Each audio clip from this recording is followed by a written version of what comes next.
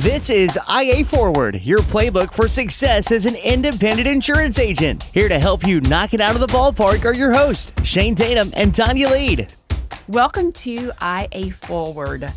Let's talk about culture and burnout and all of the results that we are having long term from this hard market that we have been in for the last 4,692 days. This is our equivalent in the insurance industry to long COVID. This is like long, hard market type of stuff. It's a great topic because everybody's feeling it. We could call it hard market hangover. Burnout is very real. I struggle with this a little bit because I enjoy my job and what we do every day. I look forward to Monday and all of those kind of things that some people think I'm crazy about. When you think about what's transpired over the last couple of years, people have done a lot more work, and that extra work was not in their control. When you have extra work that was not part of your life for the preceding 10 years, some people had never felt a hard market, much less experience the struggle of the hard market when it comes to the personal work that everyone's having to do that was extra. And so it's something that we should probably get out there, talk about, have conversations about within our agencies. When premiums have been up the way they are, clients are stressed. So are we within the industry. From a personal perspective, looking at what our house note looks like every month because of this, it's incredible. I can understand why over half of independent insurance agency employees are feeling completely burned out. Looking at the Liberty Mutual Agent for the Future findings, I just want to give you some hard factual percentages. We're looking at 87%. 87% have reported an increased workload over the past year. 51% of employees feel burned out. 65% of frontline employees report frequent stress. 57% feel mentally and physically exhausted. When you look at those statistics, it is no wonder that we do not feel the same within our agencies that we felt 2 years ago. I believe there's several different components to this. I'll start with there's a large percentage of employees within the IA channel who have never dealt with a hard market. Okay, let's start there. It was relatively easy before the hard market hit. Even through COVID, as tragic as that was and is, and our society changes, people were doing different things. They were getting remote work options. It was premiums, pricing models were contained. It was before that, you could probably go close to a decade, maybe longer, all the way back to the housing crisis of '08 and the fallout from that. From today, you could probably go back a good 15 to 17 years from our last serious hard market, especially in the personal line space. Commercial lines would have a different feel to it. That's a lot of new people into the channel, into the industry since our last hard market. We have a false sense of what this world's always going to be. Like, we always have this mindset of the way it is today is the way it's always going to be. And then we get surprised when that change happens. Just because it's great today in your life doesn't mean it's always going to be great. And I don't want to be pessimistic when I say that. I'm just a realist when it comes to that. That's also a big perspective here that we have to go back and think about. Many people on the survey don't know a hard market. They've never been through that cycle.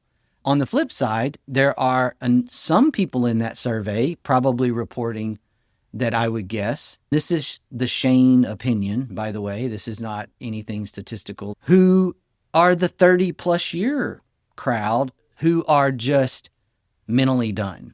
That's reasonable. Like, this is the tail end. This was supposed to be right off into the sunset phase of their career. They're super experienced. They're super knowledgeable. There's very little they have not seen before. And then lo and behold, here comes a once in a lifetime hard market type situation, and it's hitting them in their golden years, so to speak, of their career. And so that will also cause mental exhaustion and burnout.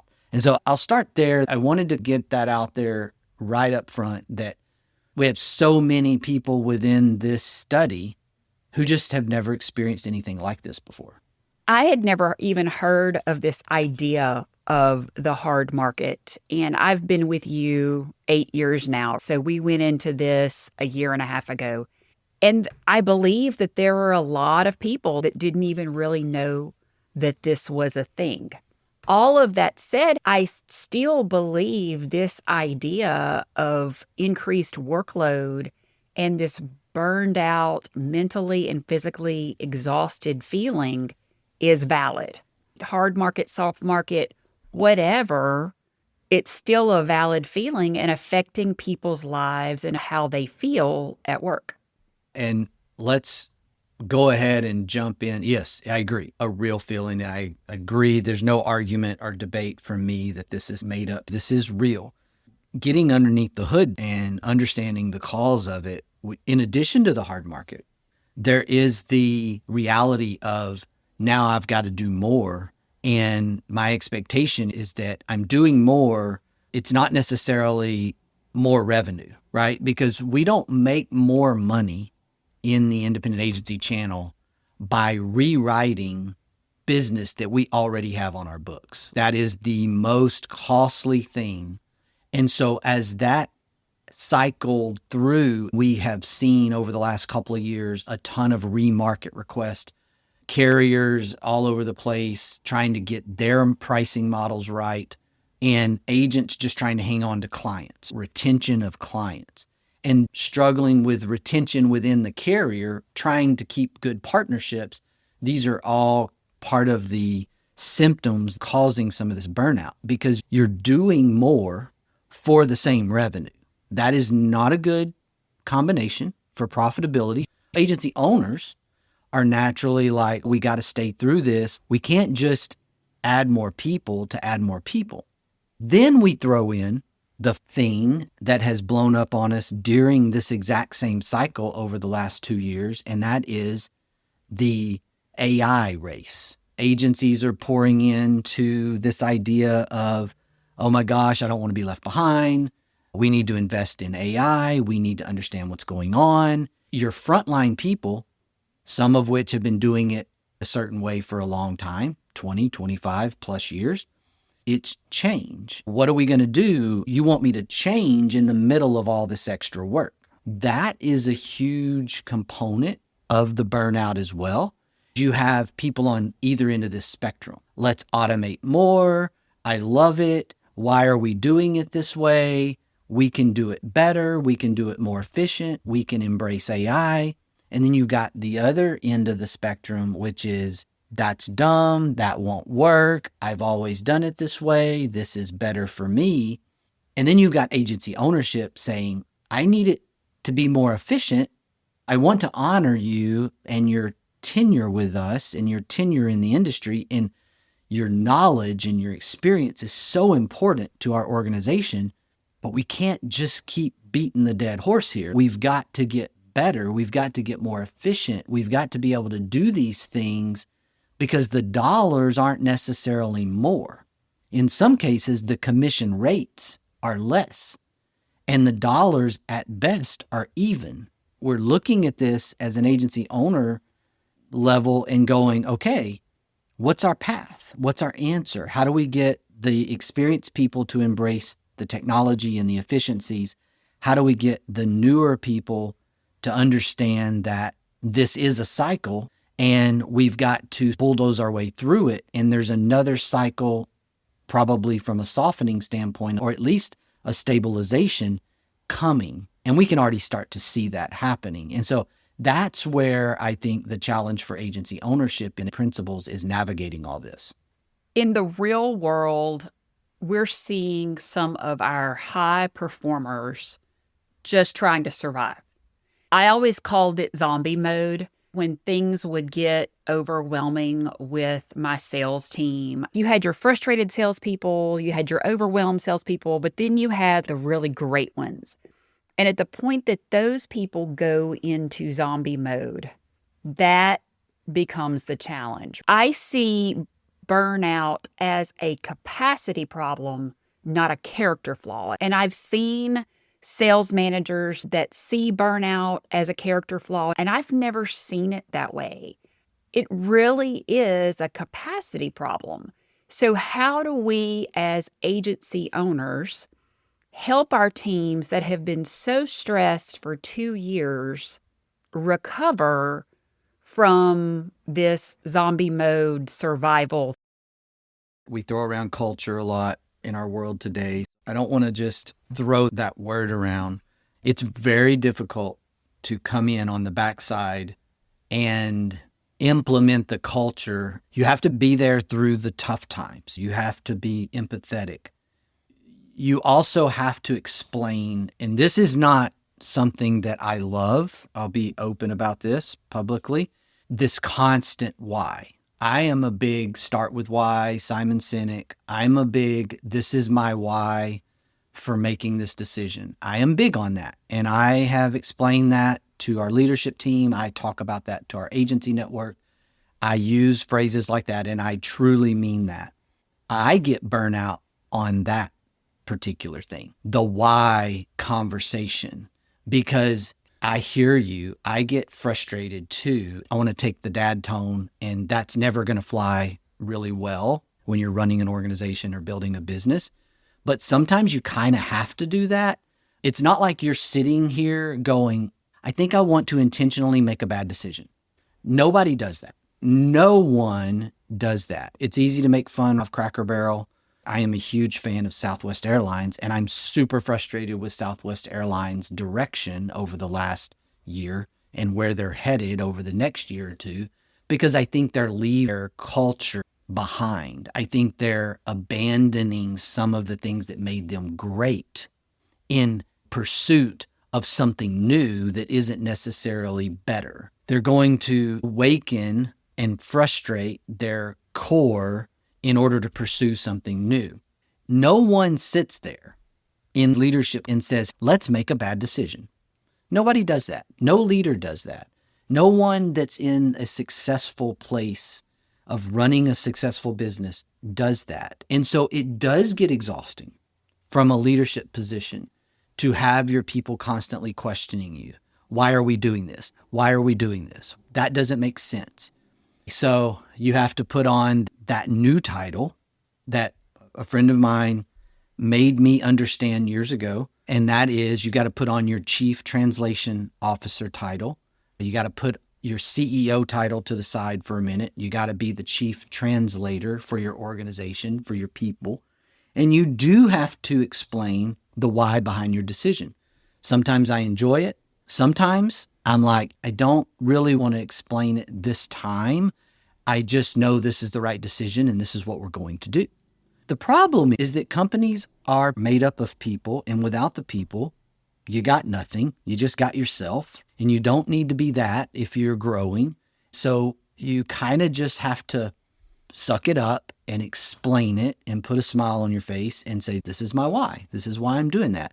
Now, I hear you. That frustrates me sometimes, and I'm being transparent on that. But I do it anyway. And we continue to do it because that's what leadership, that's what agency ownership does. You get up and you go to work. You put in the effort and be the example through action, not just words. And that's part of making sure that you're helping your frontline people, digging in with them, getting your hands dirty. And yes, that means you're having to do something that you didn't plan on doing 10 years into your business. You planned on relaxing a little more. The problem is you don't control the marketplace. So you've got to get in, roll up your sleeves, and get your hands dirty. The horizon is coming where you're going to be able to relax a little bit more, get back to this place you hoped you would be, but you have to see this through. I love these leadership memes, and you got to lead from the front. You can't lead from the back. You can't lead with a whip. You've got to lead by pulling your people along with you.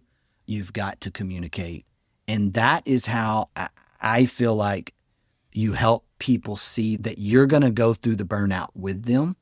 Because what you don't want, and there's going to be casualties. I hope that there's less casualties than we hope, right? I think that where we want to end up is that we work our way through this burnout. We come out the other side stronger, but markets like this weed out the weak players. It happened in the housing crisis in 2008. It happened in the dot-com bust post-2000. It happens in every market cycle where weaker organizations, weaker businesses get weeded out and stronger businesses rise. Then space is created and new businesses start again. That is the cycle of my 30 years. That's the cycle that I've seen. And so we're going to see a better place. So we do have to get through it. And the way I know to get through it is to get side by side your people and work with them. This is also very generational. The idea of narrative leadership, telling your team why things matter, is so incredibly important if you have millennial and Gen Z employees. They want purpose and boundaries and to feel respected. They don't have that hustle worship mentality that we as Gen Xers or our boomers have. And if you do not show narrative leadership to the millennials, to the Gen Zs that are working with you, it can cause problems and exacerbate this idea of burnout. Yeah, I think that's right. You don't have to do that.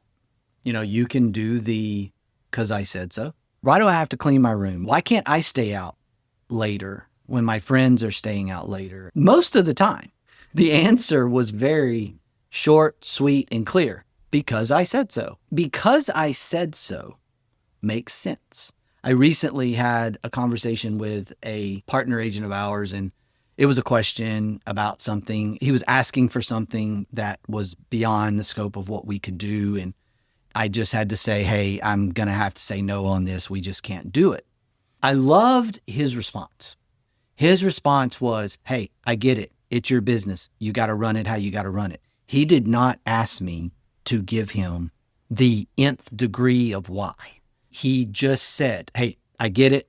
You may have some of those employees. And if you do, be extremely thankful that you have that. There's a lot of current employees within any business across America. The insurance business is not different.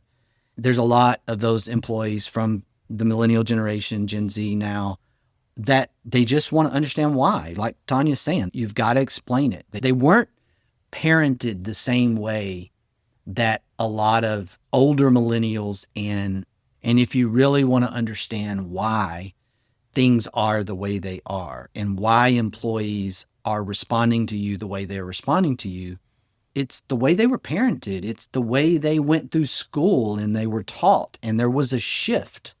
There was a shift whether you agree with it or not. And that means that either you constantly fight and you're constantly at a place of friction, or you adapt. Now, does that mean you compromise? No, I don't think compromising is the same as adapt. I think adapting is adapting. You understand your surroundings, you understand what you're dealing with. That's a leadership trait. I love having an adaptation mindset and understanding that there's a way to do that without compromising your core values, compromising your beliefs. And so that is just an area that we can create friction in, or we can adapt. Let's talk things that are really working. And trying to fix burnout with a pizza party is not working. I see agencies that are doing this. They've tried all of the things like that, doing Donut Fridays or whatever. One of the best things I believe as a leader that you can do is clarify your expectations. And if you are clear about expectations, that reduces anxiety. And it's the idea of listening rather than reacting. And Shane talks about this all the time. Sometimes you listen, you don't react. I love Chip McLean and Company in Dallas. He and his wife, Tiffany, have a phrase that they use that we have somewhat adapted in our household. When the cute boy and I come to discuss something, it is the idea of, is it a bucket or is it a toolkit? In other words, do you just need me to listen or do you need me to fix it? And a lot of times we as leaders, just like in our relationships, we just need to listen. It's not that our team members really need us to fix it. They just need to be heard. Men, you need to hear that a lot more probably than women. My tendency is to fix things, especially my wife. If she's telling me something, I feel automatically like I need to go fix it. Like there's a problem, something for me to address. I think it's just the innate nature of people. A lot of times we do just need to listen. A lot of independent agencies across the country are worked, in many cases ran within the middle management standpoint, not necessarily at the ownership level still today, but the ownership level today is still heavily dominated male ownership, but the majority of agencies are operated by women. We're about 75, I don't know what the number is, probably 75% or 80% women as far as total number of employees. So if you're a male owner, you need to do exactly what Tonya's talking about. You need to put on your listening cap. You need to understand that sometimes it's not about fixing it. And this can apply to women-owned agencies as well, because I know a lot of women-owned agencies that are very type A personalities. It's not necessarily a listening type mindset. This is just where our industry is. And it's not necessarily good or bad. It's just the way it is. Understanding those personalities. And I know there's differences, right? I know there's men that are great listeners, and I know there's women that are terrible listeners.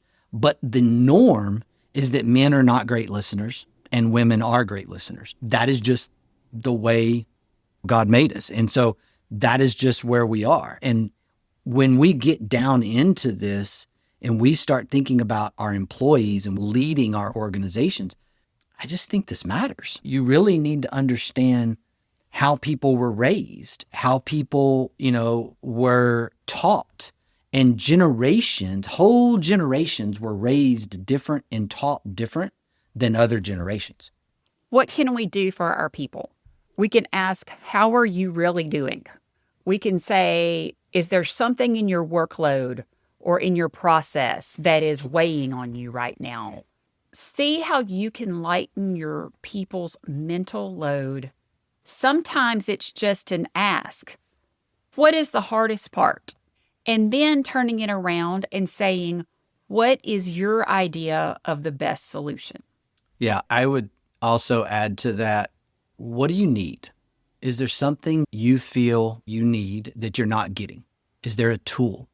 The low-hanging fruit is going to be that I need help. Okay, so what does that mean? And then you have to break that down. That's where we have been for about 6 months, is I need help. That's been something that's come from our front line. And the way we decided to go about providing that help looked differently than what the expectation of I'm getting help in the frontline person's mind looked like. So those two things didn't look the same. So we've had to have some conversations. We've had to have some sit-down conversations. We've had to explain the why. We're hiring people, but we're hiring people in a different way. Let's just break this down and be very granular with it. An account manager or customer service rep, CSR, they're the same by this definition. They say, I need help. because they're in this remarketing cycle, because they're in this constant customers complaining about their price increase, etc. So their request that they need help, their expectation is that you're going to hire another CSR and account manager, and you're going to give them some workload relief because you're going to hire another person. You may not be at a place where you can do that. You may not be at a place because you're seeing the financials. You understand that there's no extra margin within the dollar right now. You have to sit down and explain where every dollar of revenue goes. I've seen agency owners do that very well. And I've done that before. It's a good tool. Start with the dollar, and this much of the dollar goes to taxes. This much of the dollar goes to payroll. This much of the dollar goes to utilities and operational cost, E&O, etc. And then you get down to, this is my target profit. And you explain all that. That's one way to do it. The other thing, and this is what we did, is we decided to approach capacity with an alternative strategy. Training, tools, automations, and an entirely different department that we've labeled currently a service center because we have long-term picture in our mind. That did not make sense to the account manager on the surface. We are hiring people over here. I don't see how that's going to help me. We had to sit down. We had to explain it. We had to dig into how it was going to help them. And the help was probably not going to be 30 days out. The help was going to be 6 months out. Okay. And that wasn't necessarily like warm and fuzzies for the account manager. And I understand why that wasn't warm and fuzzies. But then I had to go deeper. Why don't I just hire one more account manager instead of going all this alternative path to providing this capacity? And the answer was very simple from my vantage point that the existing account manager could not see. We have some account managers in our retail agency who have significant experience. Like they know how to do their job with their eyes closed. Hiring someone with experience in rural East Texas is very difficult. So hiring someone that's in their peer group, unless you're going to steal them from another agency, steal them from the captive side, you're not going to find someone in rural East Texas that is going to match that. Our decision, and it's the right decision, is we hired entry level and we're going to grow our own. It's a long-term strategy. It's not a short-term Band-Aid fix. We had to get down in the weeds with our translation, our clarity, our why. And once we finally figured out the expectation from our people was missing what our expectation was from an ownership and leadership standpoint, we were able to build a bridge and say, here's how we're going to help you short term. We changed some processes. We told them to stop doing some things that we didn't think were necessary any longer. We got a lift in capacity increase within about 30 days. Quick Band-Aid lift of capacity. Then we have a long-term strategy of building this bridge to further help them with their capacity. In the end, what's going to happen is our account managers are going to shift long-term into two primary functions: coverage experts, retention specialists. That's what their goal is going to be. And we're going to get them out of, I lost my ID card, what's my bill, add a vehicle, change my mortgage. We're going to get them out of a lot of transactional stuff. There's multiple ways to do that within an agency. You can go with self-service apps, entry-level CSRs that you get licensed that require a little less experience that can do some of that frontline. You can go with virtual assistants. You can go with a lot of different pathways to solve this problem for your people. Understand that your employee saying, I need help, may have an expectation of how that help is coming that you may need to translate and make them understand that help's going to come in a different way. If you have a team member that actually says, I need help, that is fantastic. But also keep in mind that burnout doesn't always look like somebody curled up in a ball under their desk. It's not going to be the person that comes to you and says, I need help. A lot of time, burnout is the person that gets really quiet, or they're just trying to give what they don't have. How do we as leaders pay attention and respond to our best people that are going through burnout? Our people that are loud are always going to be loud. Our people that are loud are going to complain when they're feeling burned out. It's when your very best people that don't complain start to have challenges that really cause problems in our agencies. This is the silent majority. Most of your people are not going to be the loud complainer or even the loud feedback. When some people are asking for help, they're not complaining. They're just vocal. They're just willing to tell you. A large percentage of your people aren't willing to tell you, right? They don't want you to think that they can't do it, but they might be struggling with something, or you might see that in performance issues. You might see that in different ways. They're telling you quietly. They're telling you silently.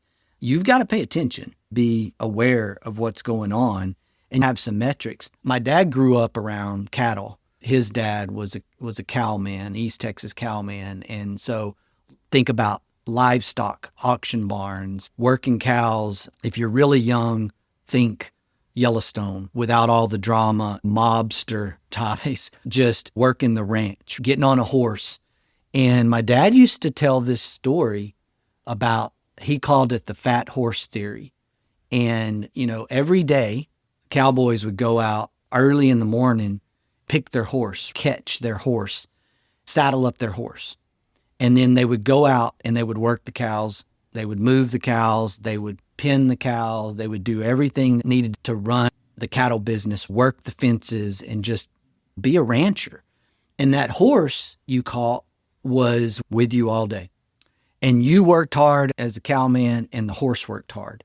If you're a cowboy working on a ranch, the last thing you want is a bad horse.